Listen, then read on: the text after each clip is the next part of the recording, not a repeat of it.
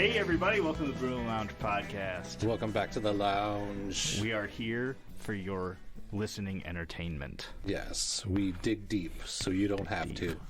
On this episode, I felt the need to Google the deepest hole ever dug. Yeah. And it was like, I think it was like 2 miles deep. It's like in Russia. I thought it was like 8 miles. Maybe it's 8 miles. But then I looked up what the diameter of the Earth was, and it was like 200 or 22 miles or something like that. Like through it? Yeah, the diameter of the Earth. Maybe. So it like wasn't really even close. Oh, like how far they got? Yeah. Well, there's one where they like dug a hole and then stuck a microphone down there. And it's supposed to sound like 1,000 people screaming at one time. Oh my god, that sounds crazy. Yeah, I think there's a recording. You can find that on YouTube. Oh, I'm gonna have to find that on YouTube now. 1,000 people are screaming. Yeah. That's not good, I feel like. No. Well, they found hell. Yeah, no kidding. Getting there. Yeah. But that's also like when they went to the Challenger Deep, he said it sounded like ants. Like, yeah. So there wasn't really ants down there. That we know of. Yeah. 1,000 little microscopic sea ants. Possibly. What have you been up to, Dave? Not too much. I did go out to that QC Pancake and Coffee House. Okay. That's in Rock Island? Yeah, it's right across from Circa. Yeah, that place is really good. It's always packed. Yeah. Because we went Friday because we had the day off. And yeah, it was still like a 20-minute wait. Yeah. Did you guys just sit around or sit in your car or wander around? Just kind of wandered around, looked at the playbills at Circa and walked around the block. Clue. Clue, that would be actually a really good one. Yeah, sometime like the 22nd through the 24th or something. Wow, I wouldn't have remembered any of that. Well, it might. I think the 24th is the last. It might be like the 18th. Oh, okay. A couple of shows, you know. Yeah. And then, of course, Speakeasy in October. Mm-hmm. They always do their Rocky Horror Picture Show. Yes, looking forward to that. We're gonna go again. Of course. Yes. You got to see what who the cast is. Yeah, I feel like last time it was wilder than the other time before that. For sure. Yeah. Not in a bad way though. No, it was good. Have you been on about? I haven't done much. I do have a bunch of stuff coming up though. Tenacious D. Yeah. In a couple of weeks in Cedar Falls. My wife will correct Cedar Falls? Cedar Rapids? Cedar Rapids. That's one of the two, Dave. I don't know. Probably Cedar Rapids. That's closer, I think, right? Yeah. Okay. That's the one. Cedar Rapids. My wife will be sure to correct me. North of Iowa City. Yes. Yeah. So super excited about that. We were going to go before COVID hit, and that was in the Adler. Yeah. And that's in Davenport, so that would have been really great. Yeah, but, when it's close like that. Yeah. But we're going to go, and we're going to fucking rock out. Hell yeah. And then what else? Iron Invasion is coming up in October 7th and 8th. Yeah. Cars, flamethrowing, mini bikes, bands. Some local bands are Zed and the After Darks. Those guys both rock. The After Darks I love. Yeah. I've been listening to them since I was a kid. Wait, so it's not Zed and it's Zed, comma the After Darks. Okay. Also, Anthony Gomez, which I hear a lot of good things about. I haven't looked him up yet, and I should do that. But I'm going to be running the swap meet and the vintage camping. Yeah. So that's going to be some work. Just getting everybody set up in a spot. Yeah, and telling them that if they have problems, just to figure it out. Right. I don't know. I just imagine I've done camping 2 years now. Yeah. And then... Does that usually go pretty smooth? Super smooth. So, I mean, occasionally you got some people with differing beliefs, but, I mean... Just don't be mean to each other. Right. And also just stay away from each other. Who cares? Yeah, and it's only for a weekend. Yeah. But it's hard because a lot of that comes a lot of like Confederate flags and a little bit of racism, Donald Trump shit, you know. And I don't have a problem with people, but I have a problem with people putting just fucking blasting their beliefs out there. I try not to do that. So. Yeah, I mean, who wants to go camping and then put up a sign that says, vote for Judge Judy Brown. Yeah. Like, what's that have to do with camping? Like, yeah. This guy rolled in, and on his camper he had a giant Trump flag and then a giant Confederate flag, and I was like, dude, you gotta take those down. yeah. And the Iron Invasion just has a no politics policy. Yeah. Well, I would, even if they didn't, I would be like, oh, we can't display that. It's in the rider. Yeah. And then this will be my first time for swap, and that's just usually a bunch of old people trying to. I mean, they're in the swap meet for a reason, because they're always trying to get something for nothing, I feel like, and so I hear that it comes with a lot of complaining, but I just brush that off. So you're number 18. There's your booth. Yeah. Good so far. Okay. And drag races, mini bike races. It's always a good time. Yeah, it sounds like a good time. And Zed has Davey Hollywood in there. Hollywood Dave. Hollywood Dave. from the top 5 albums from the One Night Standards podcast. So it's always a good time seeing him. Yeah, and he drums in like 50% of the local bands. Yeah. Yes, he does. Yes, he does. Or at least probably stood in for his. Yeah. And has a full-time job. Yeah, it's crazy. So, I don't know how he does it. He just loves the drumming, I guess. Yeah, well, he's decent. I mean, he's good. Yeah, good enough to be in all these bands. Yeah, I was gonna say he's decent, but I'm like, I can't judge drumming. I don't know what's good or what's not. I mean, when he's out there, it sounds good. So. Yeah, and he looks like he's having fun. Yeah. You watch any movies lately, Dave? I just rewatched Goodfellas. That's like an Irish Boston movie or something? No, that's a New York Italian movie. Oh, whoops. At least it might be Boston now that you say that. Oh man, I just watched it tue. But it's New York. I'd say New York. There's a bunch of Jersey. There's a bunch of famous people in there, right? Ray Liotta and damn it, I just said this guy's name not too long ago. Literally. Yeah. And I don't remember it either. Robert De Niro. Oh, okay, yeah. Yeah, and it has a bunch of people from the Sopranos. I don't know any of their names. James Gandolfini is the main guy, but I doubt he's in it. No, he's not in it. But like Dr. Melfi, the psychiatrist. Oh, okay. She plays Ray Liotta's wife in the movie. And some of the wise guys are like, oh, hey, that's Paulie, or that's that one guy, it's Sal, or whatever. Yeah, those guys I like those guys in The Sopranos. Yeah, and they're good at their little, what do they call it, method? Niche.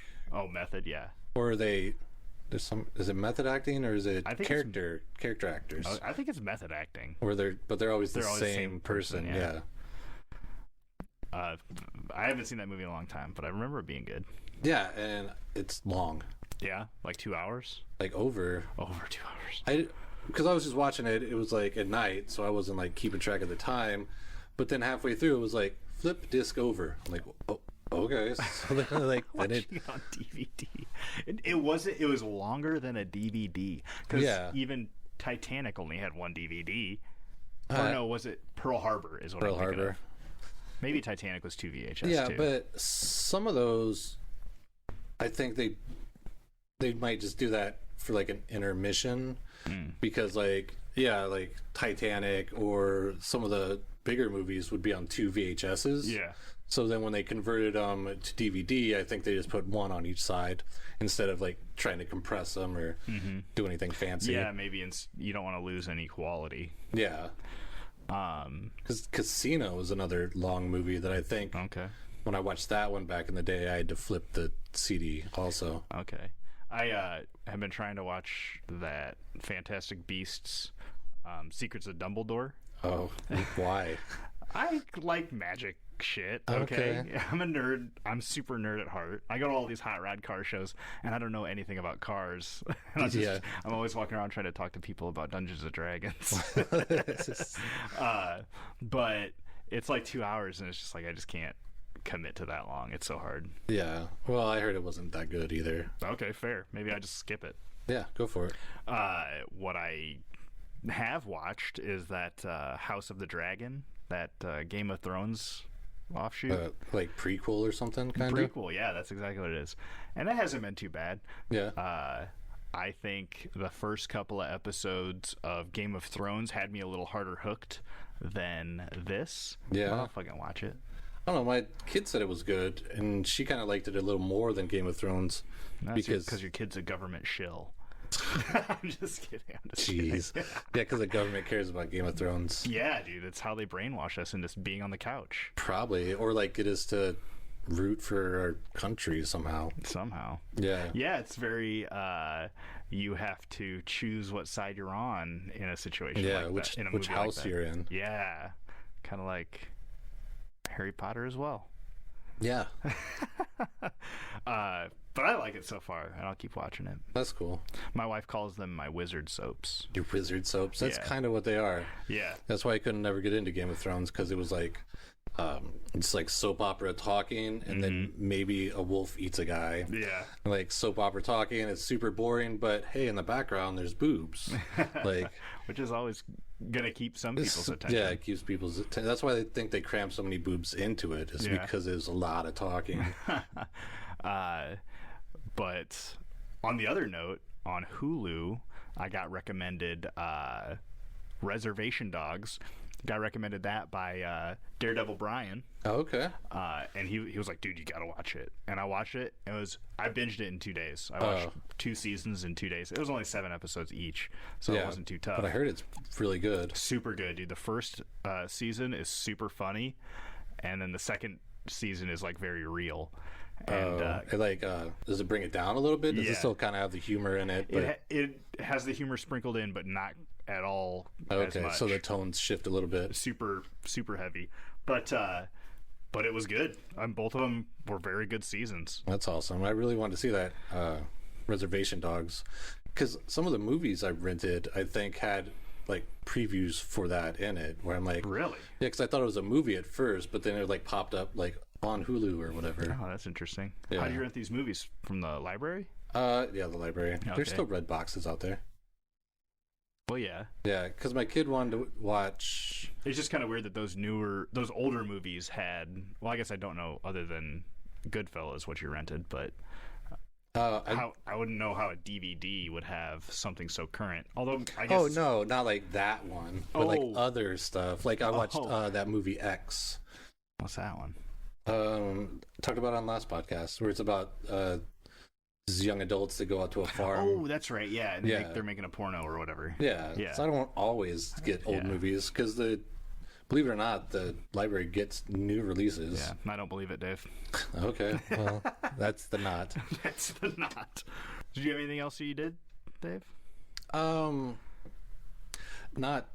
noteworthy, I guess. I did go to that Dos Hippies. Dos Hippies, 2 hippies. Yeah. It was all, I don't know, what do hippies eat? Hippies eat tacos. Oh, it was a Mexican place? It was a Mexican restaurant, yeah. Oh, that's weird. I heard about it on the 97X website, I guess. Okay. And they did the way you find things, Dave, just boggles my mind. But don't get me wrong, in a respectful way. Oh, okay. You just have such a weird way about going about things to find stuff. Yeah, you find good stuff though. So. Well, this place was, I mean. Oh, really? Yeah, because they had pictures on the 97X website, and it looked interesting, and they had like some old vintage pictures of like these 2 hippie guys. That like looked like it was all over the wall, but then when you walk in, there's only like these 2 big pictures of the guys, and then on the wall going to the bathroom, there's like some family kind of pictures. Yeah, I didn't really like get up and go look at them because I didn't have to go to the bathroom. But the food was passable. Okay. Which is fine sometimes. I heard the nachos were really good. Yeah. What'd you get? I got like some double-decker taco. Oh, okay. Thing. But the description, I thought it was like kind of like a grilled stuffed taco from like Taco John's, where it's a taco wrapped in a tortilla, and then kind of like panini or like grilled. But this was just like a soft shell, and then wrapped around a hard shell with a taco. Oh, okay. They do that at Taco Bell, right? Yeah, I think they do. It's a chalupa, but it's like some sort of double stuff. Yeah, with the nacho cheese in the middle. Yeah, it's like spray cheese. Yeah. So everybody was wearing like tie-dye or something in this place? No, not at all. No. They're just like just black shirts. They were just all stoned.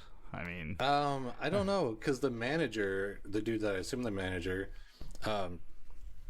he might. I was trying to like see if he was one of the guys in the pictures, but he could have been like one of the guys. I'm like, I think it's that one guy.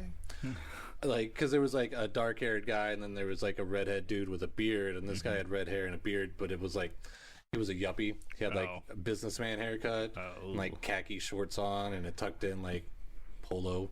Yeah, I mean, arguably hippie nowadays doesn't mean long hair. It means like some sort of lumberjack-looking dude, maybe. Well, that's hipster. Oh, that's not whoops. hippie. Yeah, hippies are different, man.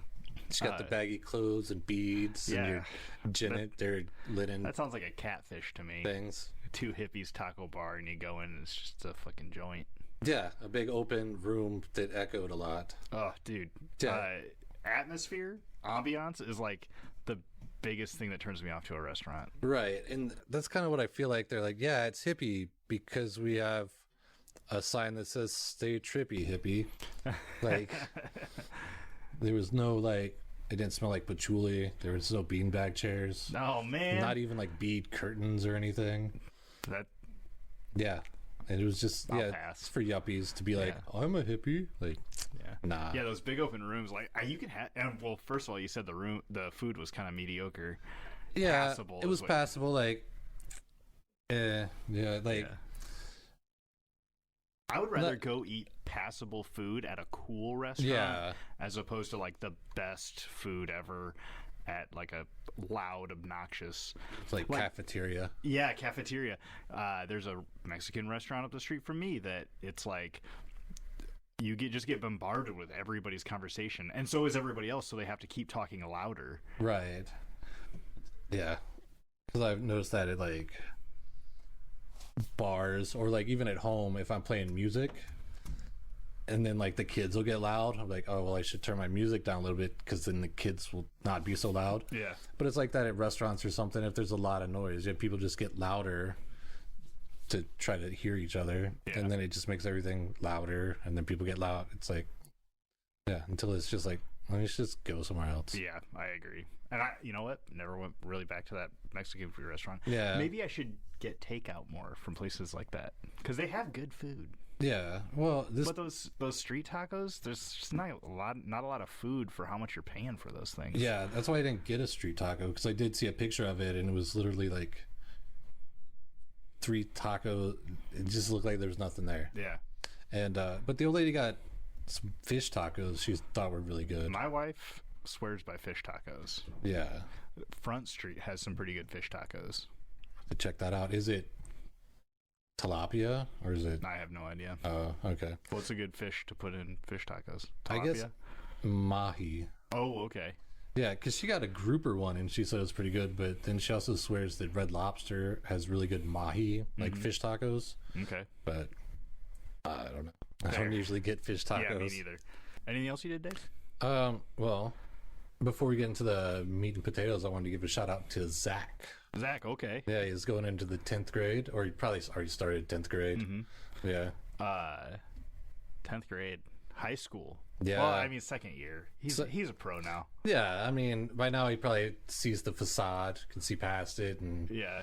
You know what? I had a great high school experience. Yeah. A lot of people I know did not, but I had just a handful of good friends, and we fucking just played a bunch of D&D and hung out and did some about illicit stuff.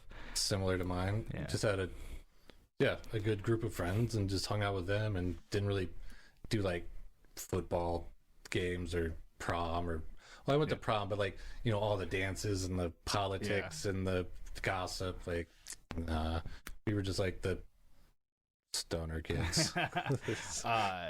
Little known fact, Dave, you're talking to one of the founders of the United Township Anime Club. Oh, yeah. Damn. Who was it that was talking about Attack on Titan? Lucy. So shout out to Lucy. If you got some good animes, toss them into the Facebook or email or whatever. I don't know. How old is Lucy? She'd have to get her mom to put them in the comments on the Facebook page. Well, that's fine too. I'm trying to get into a couple of new ones. I just can't get into it anymore. I Really liked. Always loved Dragon Ball Z. That's a classic. Yeah. I'm trying to watch some Yu Yu Hakusho. Yu Haka? Yu Yu Hakusho. Oh, that's the whole name. Yu Yu Hakusho? Yeah, very Asian. Yeah. And then the classic Trigun and stuff like that. Oh, I've heard of that one. Yeah. Cowboy Bebop's a good one too. That's like an all-star. That's anime. one I want to try to watch maybe, but It's pretty good. it's hard to like get the old lady to watch something if it's a cartoon. Well, you know what? I just end up watching cartoons. Yeah, Like that works too. Rick and Morty's or Futuramas. I Yeah. just end up watching that kind of stuff. Sure. Clerks. Clerks, that's a good one. Got I have all that one. 7 seasons or 7 episodes. 7 episodes, yeah. Yeah, not seasons. All right. You ready to get into it? Yeah, let's meet these potatoes. Get some positive energy in here? Right. So, Ley Lines. Ley Lines. Yes. Wasn't this a suggestion? This was a suggestion from Lee, who also suggested another one. Atlantis. Atlantis, that's it. Yes. Oh, speaking of suggestions, before I forget, a listener, Colin, suggested some sort of like Colonel Bird or something. Colonel Parker Bird. Yeah. Bird for sure.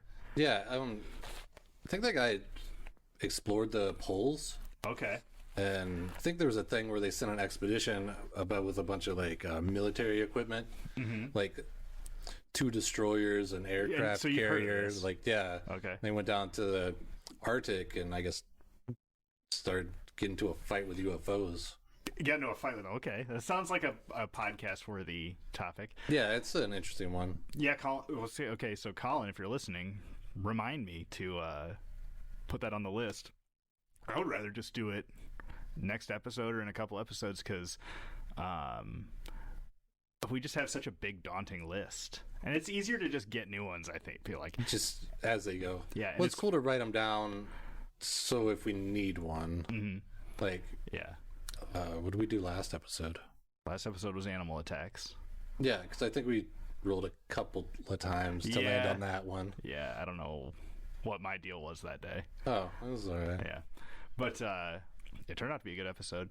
And yeah, I also like doing listener ones because it's not usually when I put something on the list, it's something I know a little bit about. Yeah. And this one I don't, so I'm always interested to jump into it. Okay. Oh, ley lines, right. So, yeah, ley lines. My definition I have here is ley lines are straight alignments drawn between various historic structures and prominent landmarks. Yeah, it was developed in the early 20th century Europe. Did you have a different definition? Well, kind of one of the things I have is like for this specific type of thing, the alignment of 4 or more ancient sites under any distance. And that one was coined by Alfred Watkins in 1921. Yeah, because he wrote the book Early British Trackways. Okay. And then in 1925, he got really deep into it with the Old Straight Track. Okay. But that's when he coined the phrase ley lines, because leys is an old British word, like Anglo-Saxon or whatever it's called, for cleared spaces. So he was saying there's cleared lines between these ancient sites. Well, and that, I don't know if that necessarily lines up with 4 or more ancient sites over any distance. I mean, you can't go literal any distance and it all be cleared, right? Right. But I think he was also hesitant to use that word. But in some of the sites that he was looking at, they had LEY in the title. Oh. Well, and, you know, I saw a lot of stuff that was like zoomed in to just countries and regions. Yeah. There was a lot of stuff in Britain. That's where it all originated from. And so I could understand it meaning like a clearing that you would build some sort of structure. Yeah. Well, he was saying more like, like the lines were the clear part. But like I said, he was hesitant, but since like it didn't say which sites he was looking at, but they had ley in the title. So he's like, sure, we'll call them ley lines. But even before that, there were people trying to make these kind of connections. Because in 1846, there was the Reverend Edward Duke, who observed that some prehistoric monuments and medieval churches aligned with each other. And in his book, The Druidical Temples of the Country of Wilts, he was saying that they have this hill, Salisbury Hill, which is like the Salisbury Hill? Or Silbury. I like Salisbury better. Okay. But it's the tallest prehistoric man-made chalk mound in Europe. Okay. So I guess back in the day, they would just mound up chalk 125 feet high. That's weird. Yeah. But he says, like, using that as Earth and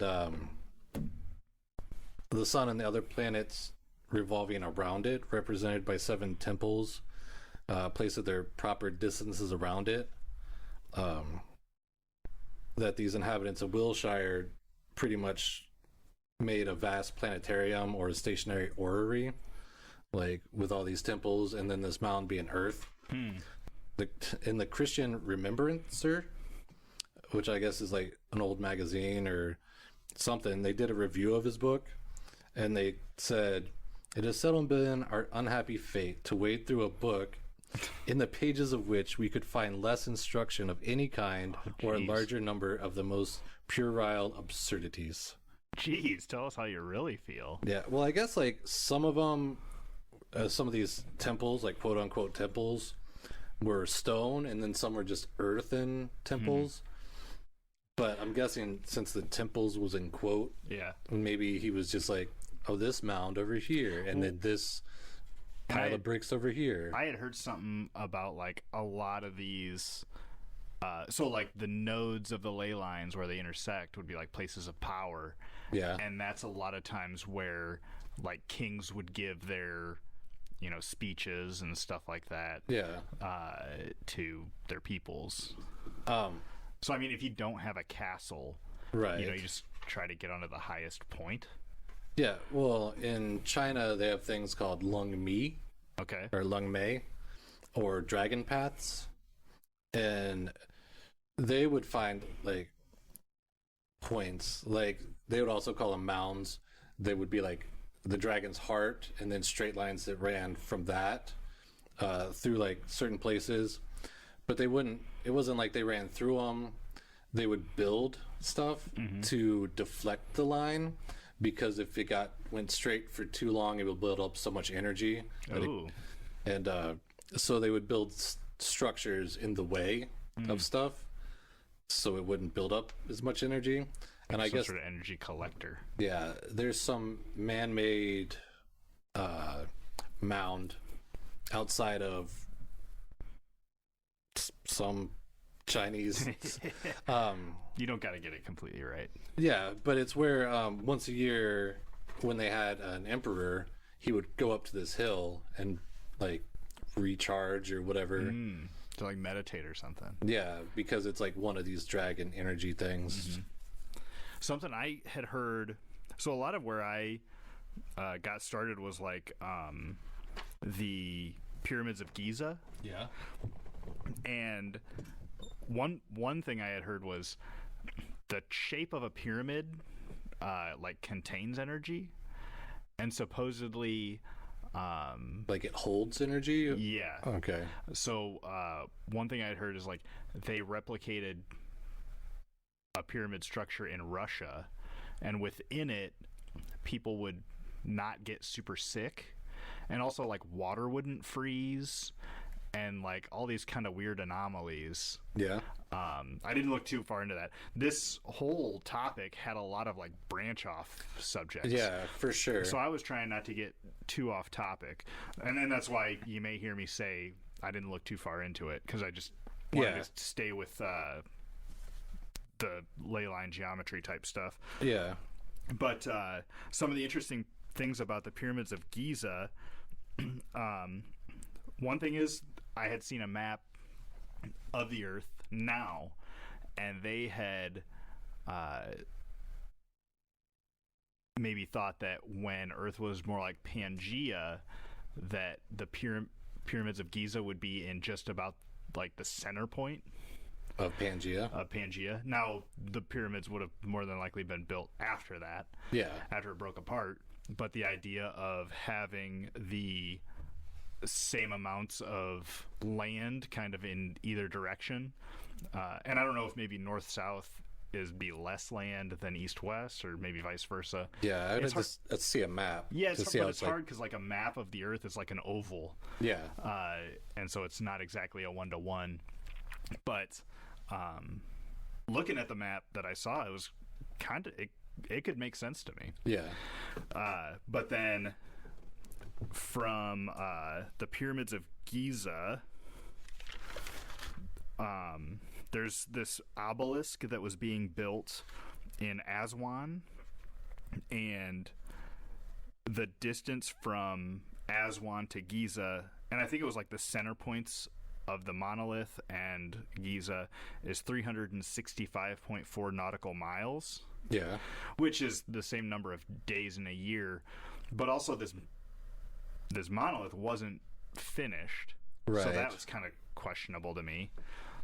And also nautical miles. Right. I think maybe you're like, let's run this through and see how many coincidental numbers you could get out of it. Right. And if you think about when the pyramid was built, which was like 2000 BC, I think. Sure.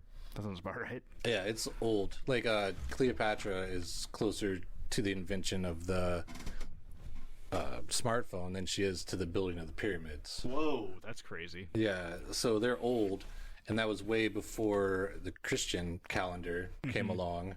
So it's probably just coincidence, the 365. Yeah, that makes sense because of the Christian calendar thing. Yeah, because... Well, but that's also the amount of rotations around the sun, which would have been consistent the whole time, right? Well, to make... Minus a leap year. That's for the Christian year, the Christian calendar. Because if you think of like Chinese New Year, or like there's a Jewish New Year, like a year doesn't have to be 365 days necessarily. But it's okay, so it's 365.4 nautical miles, and that's the same amount of rotations around the sun that the Earth makes. The same amount of rotations the Earth makes as it completes a circle around the sun.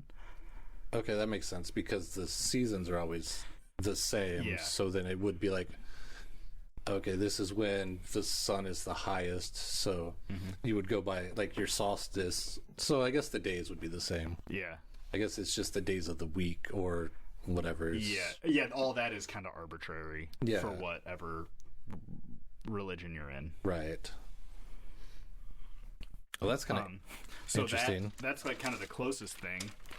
And then he had a map of all these like kind of, I don't know if you want to call them like religious or like energy points or just interesting locations. Yeah. I didn't know all of these, and I didn't look into them again because I'm not trying to get off track. Right. But I feel like a lot of these would be good other podcast episodes. So to give you an example of the types of locations these are, Easter Island is on it. Okay. And then Teotihuacan and Tula. And so Easter Island is 140 degrees west of the Giza pyramids. So it's like kind of weird that it's an even amount. Yeah. And then this other one is 130 degrees west. Kapan and Quirigüe are 120 degrees west. And all these interesting sites are even amounts away from the pyramid. Yeah, it's not like... And I was wondering how... 40 degrees, 0.387 or whatever. And I was wondering how accurate it is. And I always kind of take it to the interesting fact that I love is if you were to shrink the Earth down to a marble, the highest point and the lowest point would be smoother than anything we can make. Yeah. So like if you're looking at it from, a space view, maybe it's right on that 110. But if you get closer to the Earth, it may be like 110.1 or right. And I think they also do a lot of fudging because even Alfred Watkins, who coined the term and was finding these straight lines between places in Britain, he would make the lines, they could deviate the width of a pencil on his map. So so that was at on least a map. That sounds like a lot. It was like 50 meters. Seems like a lot. It's like a football field in either direction, kind of. Something like that. That doesn't seem like a lot if you're in a plane. Right, but if you're close up, you're like, okay, well, this is like, it's like, okay, well, if you line it up, but then it's, this one is like so many degrees over here, but then if you line that point up with the other one, but then the 2 point, like, one point in the middle, and you're lining up with a castle, and you got that lined up. This point in the middle, and then you're lining up with an obelisk. Okay, so those are straight lines, but if you go from the obelisk to the castle, it's not quite a straight line. Like this point in the middle is off. Yeah, and maybe it's like, so like ley lines are supposed to be like roads of energy. So maybe your energy roads are 50 miles wide. I don't know. It's a 4-lane comfort lane for energy. But it also could be like just region trying to find, you have like a, because his idea was these were like trade routes or like maybe ceremonial routes that they would use. And so I was once he came up with the theory, he was just trying to find the data that fit the theory. That's a tough one. Yeah, because the establishment and the establishment, the British archaeological establishment pretty much like scoffed at his ley line idea, because he's like, first of all, the things that he was making reference to, like one would be prehistoric, one would be from the Roman time, one would be from the medieval time, and then maybe one would be modern, like a new city or something. And they're like, you can't just, if these lines did exist, like, you're matching up different sites with different things. Yeah. And plus, like, a straight line is not necessarily the most efficient way to travel if you're going across mountains or like just a river or hills or anything, because even our roads today have to curve around different landmarks and hills and valleys and different things. You definitely want to walk along like a ridge as opposed to going through some swamp or something. Or swamp. If you're walking in the valley, you kind of go around the hills, so you're not going up and down and up and down. So another kind of great list of interesting locations was this Ivan T. Sanders came up with what he called the 12 Devil's Graveyards around the world. And within this list are the North and South Pole, Easter Island, Bermuda Triangle, the Devil's Triangle near Japan. Yeah.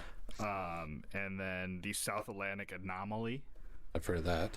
The Swaziland Triangle. There's one in Northwest Africa that was kind of near the Eye of Africa that we had talked about a potential. Is that the Eye of Africa or the Eye of the Sahara? Oh, Eye of the Sahara. Okay. Where we talked about was a potential location for Atlantis. Yeah. And then some point in Karachi, Pakistan. Sriracha. You had heard of like the Devil's Triangle and the South Atlantic Anomaly? Yeah, when we did the Bermuda Triangle episode, there was maybe this guy you're talking about, but they were called the Vile Vortices, is what I heard, and they were make it some kind of like geometrical like pattern, and supposedly if you draw a line through the earth from the Bermuda Triangle, it pops out at this Devil's Triangle that's like right by Japan. Okay. Where I guess a bunch of boats sink. And then I think we talked about the Devil's Triangle when we talked to Paranatural podcast about the Bridgewater Triangle.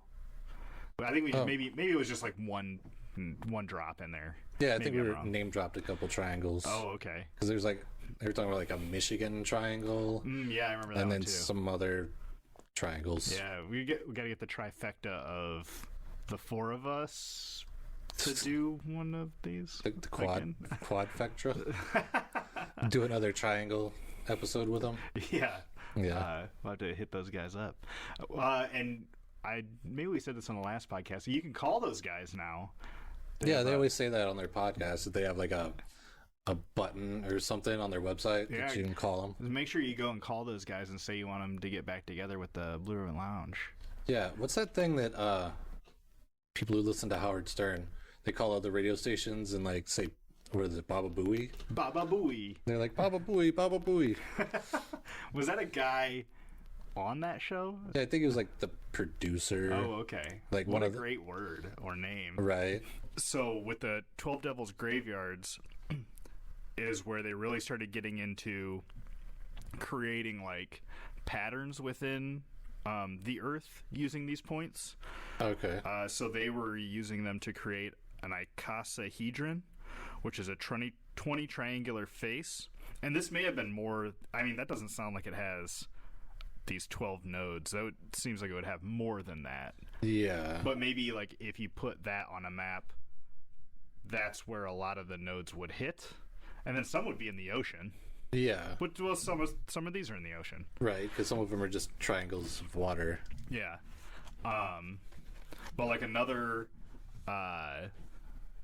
other geometric patterns they put onto the Earth were like if you put two tetrahedrons starting at the North and South Pole, you would hit four-sided die. Yes, yeah, two triangular shaped pyramids. Yes.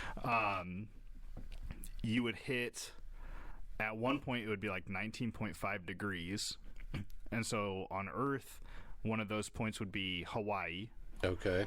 But then if you go outside of Earth, Olympus Mons volcano complex on Mars is at that same 19.5 degrees. That's like Mars's biggest volcano? Yeah, I think it's the most active volcano system in the solar system. Okay. And then it also, if you were to take the bases and draw circles around them, the sun at that 19.5 degrees has more like solar activity. Yeah. Around those two bands around there.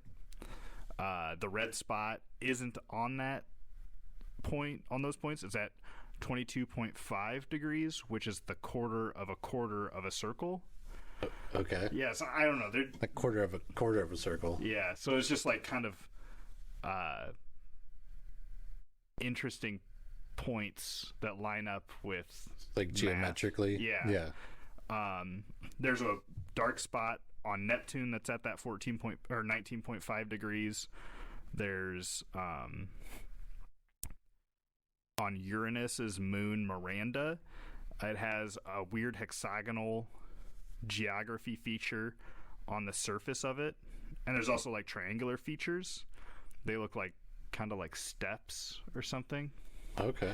And then Saturn has a massive hexagon on the north and south pole. So as it turns, I saw a video where that hexagon wasn't turning, which I thought was interesting. Because it's gas, so that part's not moving, but all the gas around it is. Yeah. So it's just interesting how all of these features you can kind of make them fit a narrative, kind of like we were talking about. Yeah. But I was wondering, like, the Earth isn't a perfect circle. It's an oblong spheroid. Yeah, because of the spinning. Yeah. And I would imagine that's how a lot of the other planets are. But I wonder if there's some sort of geometric physics that creates, like, at that 19.5 degrees, like some sort of geographic anomaly. Like a thin spot or a bulging or something. Yeah, something like that to create where volcanoes would be, or the buildup of energy from the spinning. Right. Like maybe like when you're spinning a plate on a stick and it kind of gets that wobble, You know, maybe that wobble before it falls lies within that 19.5 degree band on either end of the center point. Okay. Yeah, I could kind of see that. And considering that they all spin in the same direction, I'm guessing. I think one of them spins opposite. Is it like Uranus or Saturn spins opposite? I'm not sure. I thought there might be one that's like on its side. I think you're right about that. Yeah, because that's right. Real armchair physics over here. The Neptune, the other one that has rings. Neptune, I think its doesn't rings have rings. Uranus has rings. Okay, then that one, its rings are vertical. Yeah, they're opposite of Saturn, and they think it was like a collision that like knocked it over. But like a giant asteroid or something smashed it. Yeah, that's or cool. Another like a planet-sized kind of something, kind of like how we got our moon. Yeah. But they weren't so lucky; they fell over. Yeah, I thought that was just kind of interesting looking at all those. Well, and so that's like the massive scale. And a lot of the hooey that this kind of got me into is like when you think of atoms, kind of like the solar system where you got stuff revolving. Right. And then when they come together to create like solids, they line up. Yeah, they generally line up. Yeah, and like hook together in certain ways. So maybe it's like just the buildup of all the molecules in things on the Earth build up and create these other formations. Like a crystal. A crystal is clear and generally a certain shape, right? Because of the way the molecules line up. Yeah, because I think some stuff like salt and stuff like that, or you see those like geodes or whatever that have like the metallic posts, like obelisk looking squares coming out of them. Yeah, very geometrical. Yeah, because I think some scientists or mineralogists, they can just zoom in and be like, oh, that's salt, that's something basalt. That's cobalt. Yeah. So which kind of, I don't remember if we touched on this or not, but some of the ancient cultures, in the Native American culture, there's a spider grandmother woman who is a Native American goddess or spirit. She spit into both of her hands and formed two brothers that crawled out of the earth, and they beat drums to bounce energy off the crystal that's supposed to be in the center of the earth, which I had heard a couple other ancient cultures talk about. The earth was originally a crystal, and it collected dust and debris and stuff from space and became the earth. And so that would make me think of why these lines are very geometrical, because the earth is a geode. Yeah, it's like a geode surrounding a crystal, and it's supposed to have a molten core or whatever, but maybe those energies are felt still. Or they could be like lines of magnetism. Magnetism for sure. Yeah. Because that's kind of how atoms get hooked together. Is that magnetism? Yeah. Or some sort because one will have more neutrons and protons and electrons, and then they like stick together. Some bond better than other ones, and some repel. Like Death Magnetic, the Metallica album, where like when you put the metal shavings over a magnet on a piece of paper, and it makes those arches. And those are probably in some sort of mathematical form, I bet, to the power of the magnet.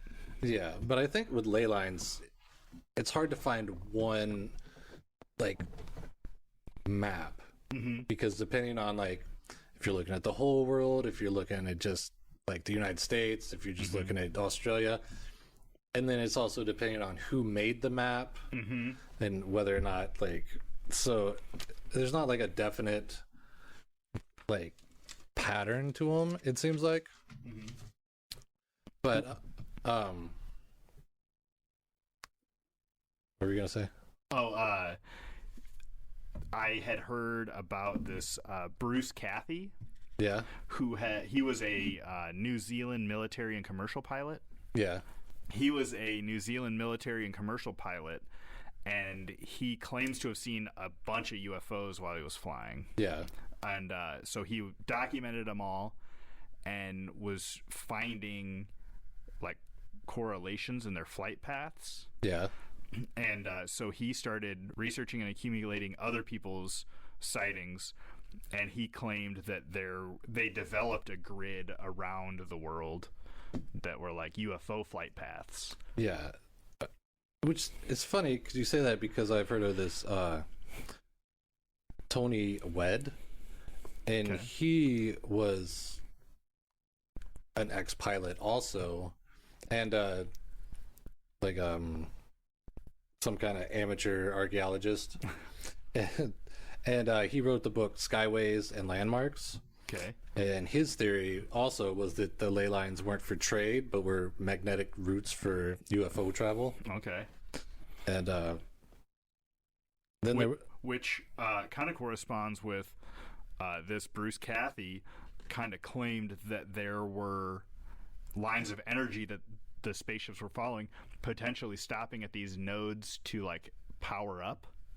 Oh. And then he claims that the world governments and militaries discovered this, and that there was several accounts of militaries building bases at these sites. Yeah, because I've heard that like pyramids are spaceship landing strips, or like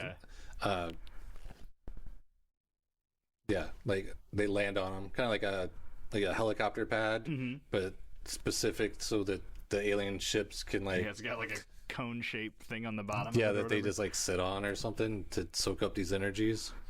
But I also heard this lady, and she was comparing different structures on like one part of the world and this part, and she was calling them star bases, like these places that were old military like barracks and forts and stuff like that.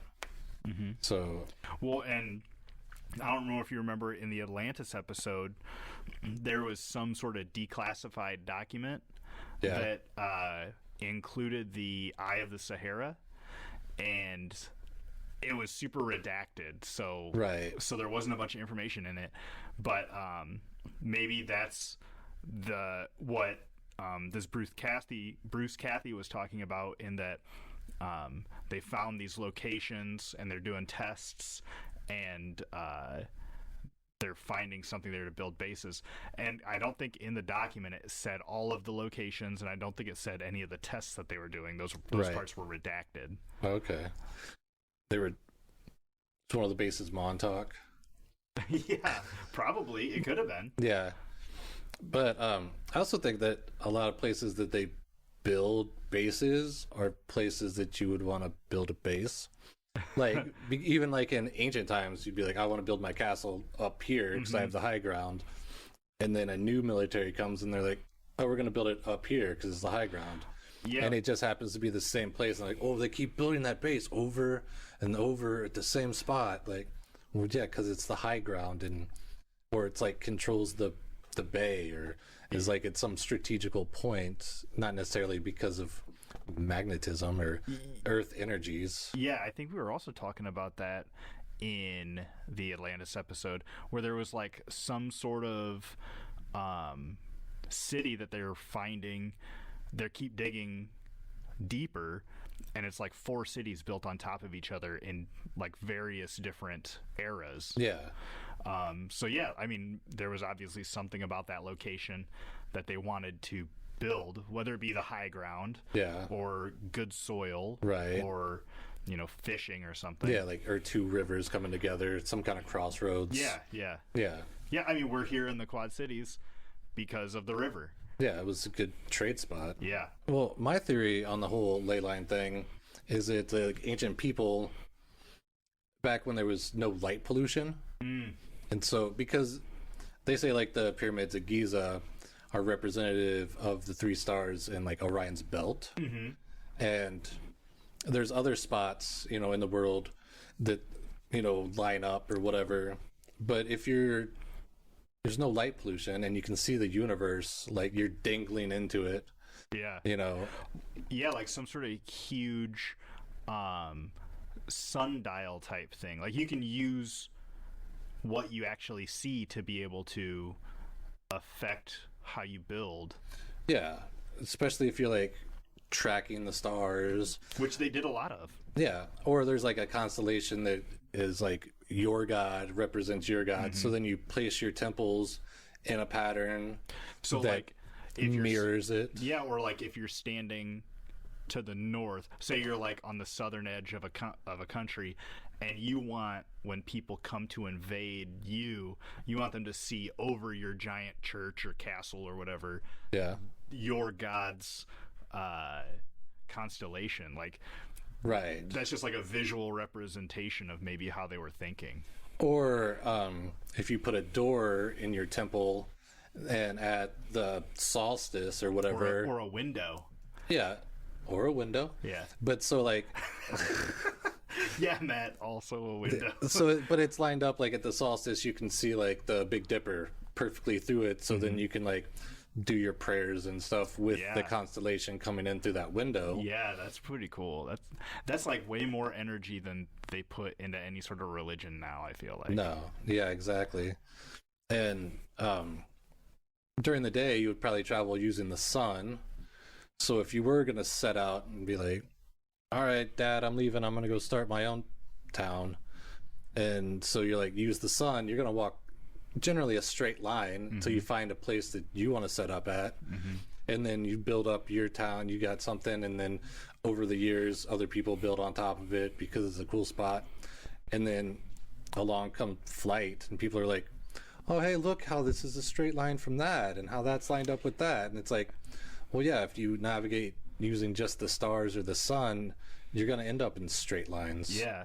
Or like you're talking about, like the aliens. Like if you're trying to get somewhere on Earth and you're an alien, you're getting country directions from somebody else being like, head west from Stonehenge, and when you get to the pyramids, hang a left. Right, yeah. And when you see Easter Island, you've gone too far. Yeah. Yeah. Yeah, and that's probably even like early aviation was probably a lot of landmarks. It followed a lot of roads, or would use landmarks to like fly. So that's why they run into the aliens all the time. Or that makes me so that Earth as a marble idea came from Neil deGrasse Tyson. Another Neil deGrasse Tyson thing is Manhattan-henge. Yeah. And that's like, maybe they started building those roads before they had electric light. And so that would be a good way to capture as much light on the streets as possible. So that's kind of an interesting concept. Yeah. Well, I think I don't know what the time periods would be, but he said when they made Manhattan, they set up the grid first. Oh, okay. And so then they did it however they set it up, but it just so happens that on the solstice, it comes right through the road or whatever, just right, like it does in Stonehenge. Okay, that one might be a coincidence. But also, it might be a coincidence for a lot of these things. But still, like if you happen to set up, when you're city planning and you use the one time when the sun's the highest to get a true east and west, and it just so happens that the Druids back in the day, to get a true east and west, is how they set it up with the solstice. Yeah. And then you're like, oh wow, it's got to be connected, it's got to be energy, and they probably did that for a reason. And if you draw a straight line from there to Stonehenge, well, I guess, and on that note, probably was done for a reason. Yeah. But it may not be, magic energy lines through the earth. So yeah, it's like you're saying, like it might have been done for a reason, but not the reason that you assigned to it. Yeah. Exactly what you said. Yeah. Yeah. Well, and I think a lot of it has to do with physics and like natural geometry, golden ratio type stuff. A flower looks beautiful because of the way it is created. Right. So I could understand if that just kind of sprinkles itself into all creation. Yeah, and it makes sense. And if you want to think that like Ley Lines is extraterrestrial in origin, maybe it is because they used celestial beings to build their temples and places that they found sacred. Yeah. I mean, they're all ideas, and some of them are just a little bit more of a stretch than others. Yeah. It just depends on how much you want to believe. I want to believe. Yes, the truth is out there. I don't know the theme song. That's all I had. What a wild podcast. It was interesting to doing the research. I was just like, there's just so much. Yeah, and a lot of it I felt like you could try to see it in any way that you wanted to see it. Yeah. You go off in a lot of different directions. Yeah, and a lot of the famous people that talk about it are like, champion the ley line ideas. If you Google their name, then they have like so much other theories that they had and all this other different craziness. Yeah.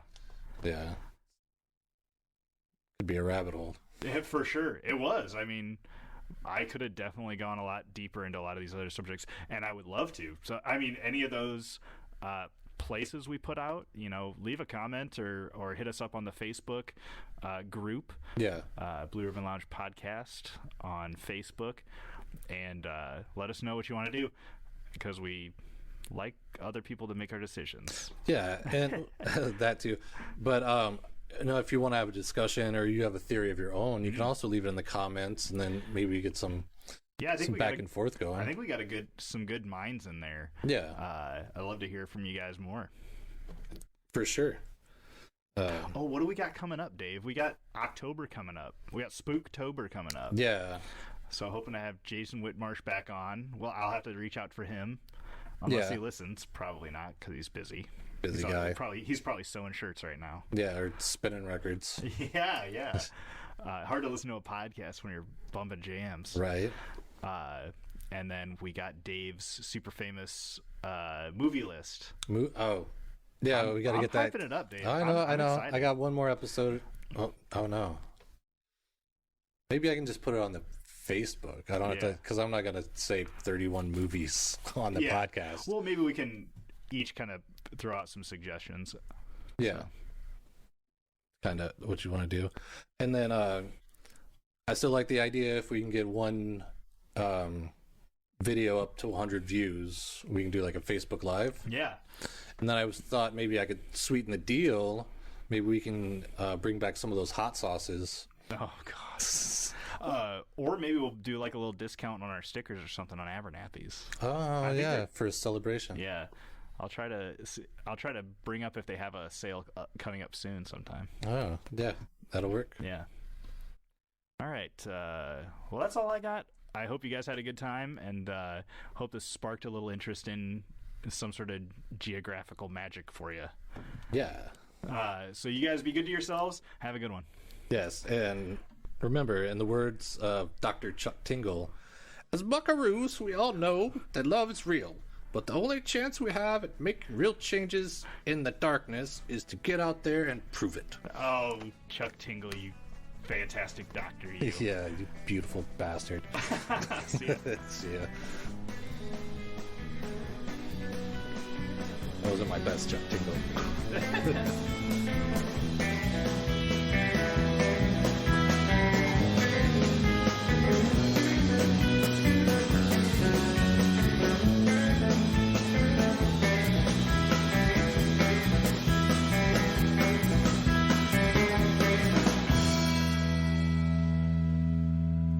Hello? All right. We got Let's fake it all again. Oh, all right. For something like that. Oh, jeez, Louise. This place is haunted. This episode is haunted. Yeah. Put this podcast to rest.